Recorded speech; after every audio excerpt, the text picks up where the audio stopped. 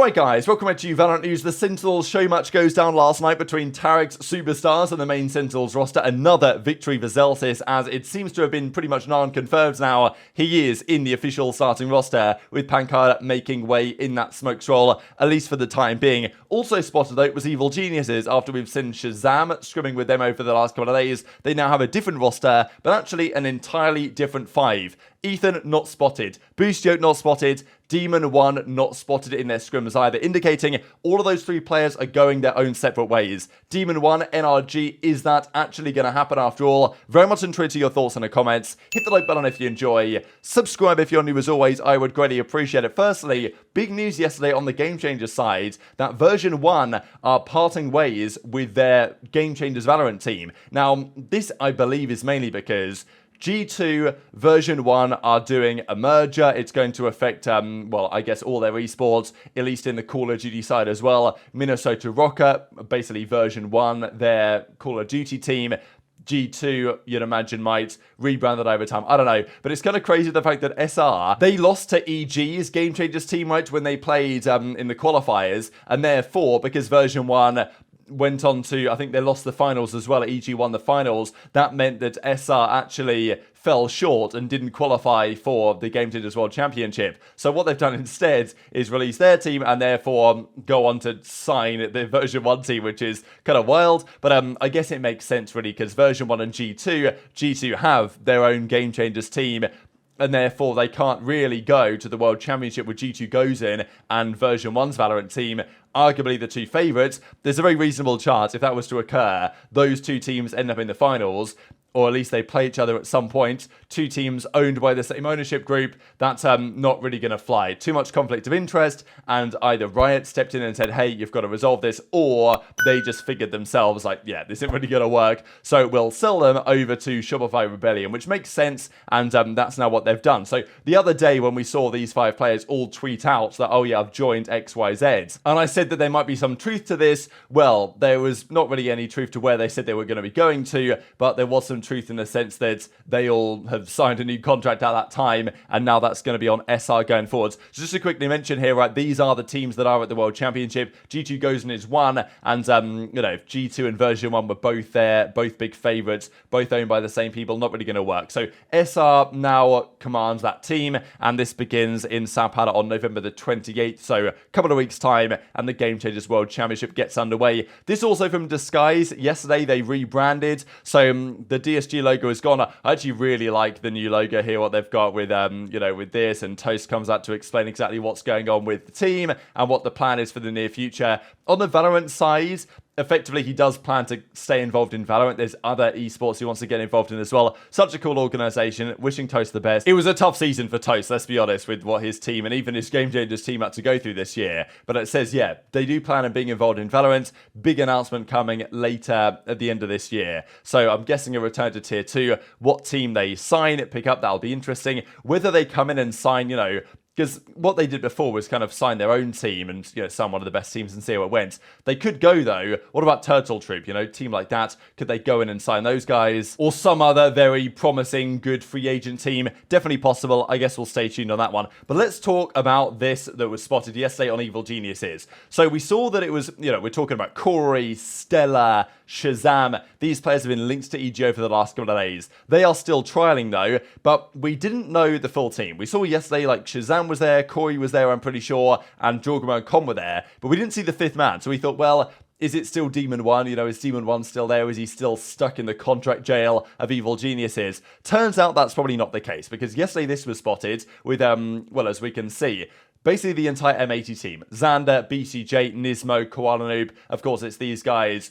plus Nitro that is rounding out that M80 team. And then this was the entire EG team. Jorgamo, Com, Baby Bay, I'm guessing, Poised, and Derek. So, again, some former 100T guys, and, you know, Derek, and bringing Poised in, formerly a FaZe. That'd be pretty interesting, and Baby Bay as well. So, that was the team they're practicing with. Just trials, clearly just trials. But if you're, because they had, you know, Shazam the other day, and they might run it up. I'm pretty sure there was a map they played EG last night, they were down 10-1. That was another screenshot going around. So, maybe it didn't go so well for them and therefore they might change their mind. But whatever the case is, the important part of this, and we don't know if these guys are going to end up signing for EG or not, but the fact that they have 3 other players here, that's the big tell. The only remaining EG players on this roster, as we see, are Jorgmo and Com. No Boostio, no Ethan, no Demon1, right? And that was the question we still had after yesterday, was the fact that we knew that Boostio was gone, we knew that Ethan was gone, we didn't know if Demon1 was gone. Now, we pretty much know, I would say, that Demon1 is no longer on EG for next season, which means he's been sold, you would think, somewhere. And just another screenshots here, right, showing that Nitro in the lobby with Xander, BCJ, Koala Noob, and then Com, Jorgmo, and Derek, they actually went they were 12-10 at this point, so just out of interest for how they were getting on this particular scrim. So yeah, maybe this one went quite well, maybe they'll stick with that roster, but no Demon1 in play. And it was reported a while ago now that Demon1 and Ethan were both speaking to NRG, and NRG have been biding their time considerably. We don't think 100 Thieves have a crazy bag to spend, let's be honest, but EG, with all their issues, it just makes sense, really, that they would sell Demon1 and Ethan, and NRG are interested. They have shown interest, that is very clear, and it seems like that team of Victor, Crashies, Marved, Ethan, Demon1 is actually plausible.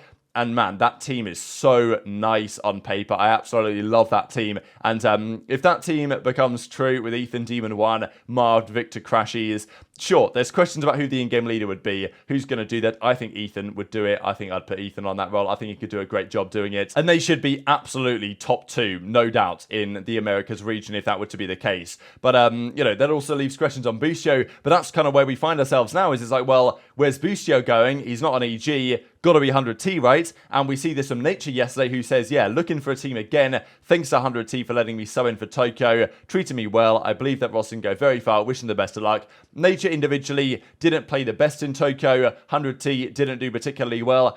To be fair, it was made clear before the tournament by Jakob over there, like their head of esports guy. He basically said, yeah, this is not necessarily just a sub in. It's kind of like, look, this is potentially a trial. If you do really well, you could keep this spot. But yeah, Nature didn't do well enough. The team didn't do well enough to prove that Nature is the candidate to keep them going forward on the IGLing side. So Boostio's got to be their man, right? And even though they might not be able to sign Boostio for the near future, we don't know when his contract is over, what the situation is there behind the scenes. Boostio is probably now practicing with the team, let's be honest. And EG might have been forced into backing down on their hardball tactics they've tried to go for the last couple of months here. So it seems to me more likely than ever that 100T Boostio and NRG, Ethan, and Demon1 is now possible on the leaks we have seen over the last couple of days, and this confirmation here himself from Boostio. Now let's talk about the whole Sentinels thing and the match they played yesterday. Crazy game, really.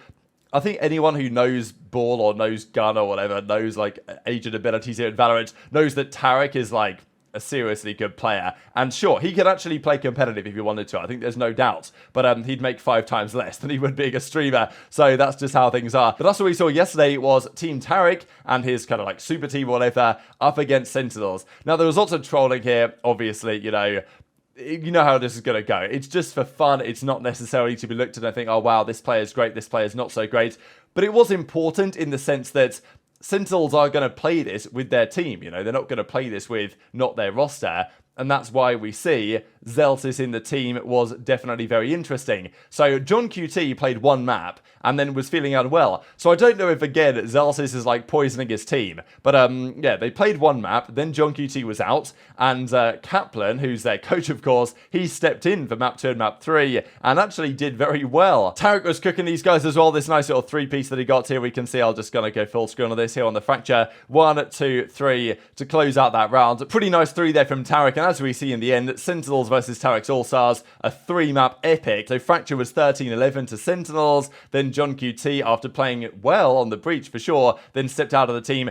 Crazy compositions really here, like Tens was on, he was using the operator a fair bit. I know they were messing around a bit, but still, we did see Zellsis on the smokes and pANcada on the smokes, and that was always going to raise some questions. They then dominated the Pearl 13-3, Tens was 25-5 on the radar. I mean, look at this composition, like it's, yeah, they were just kind of messing around, and not the best performance here on the other side of things from Tarik's boys. And then they played map 3 anyway, and this did go to an overtime, and they eventually won it 13-15, and Kaplan played pretty well on the Viper. So, okay, all in good fun. Som on the Yoro was turning a lot of heads as well, which was quite exciting to see. And, okay, pANcada here was on the Reyna. But nonetheless, at the end of the day, sure, the numbers don't mean everything, but the reality is that Zellsis is on that starting team at the moment. And, Busio says, terrible show from us, we've got to do better next time. GG's, they will maybe come again. Good stuff from Sentinels, good entertainment value, and, Tarik's team eventually did, at least they got a map win, Short, there was trolling, it was all there for good fun,